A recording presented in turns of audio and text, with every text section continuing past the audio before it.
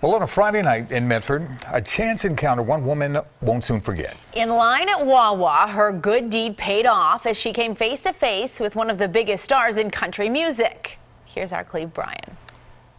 We decided when we saw military people, we would treat them at Wawa or Dunkin' Donuts or whatever. Ruth Reed and her husband have made it a habit to pick up people's tabs at Wawa.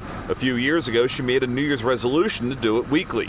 So this past Friday, when she saw a customer in front of her at the Wawa on Route 541 in Medford having an issue at the register, she jumped at the opportunity to help. It looked like he was using a card and it didn't go through, and then he asked a young lady for $5, and I thought, this is it. No, I'll get it. But as she was paying, she kept thinking, this guy looks familiar. And he'd go out, what's your name, Ruth? And he said, Ruth, I'm Keith. And I said, that's who you look like, Keith Urban. Do people ever tell you look like Keith Urban? And he said, I am Keith Urban. I said, no, you're not, really. Reed admits she took some convincing. And I said, really? Really? Then where's Nicole? And who was that woman you were with? And snippy, not nice.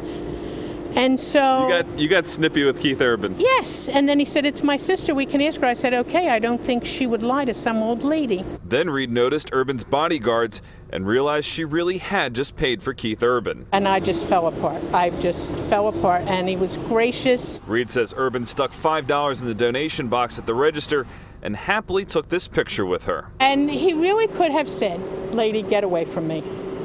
And he didn't. He was very kind. Now, Reed, who is very shy, has been getting a lot of attention over her interaction with Keith Urban, and she only agreed to do an interview with us on one condition, that we tell others about the importance of doing acts of kindness. In Medford, Cleve Bryan, CBS 3 Eyewitness News.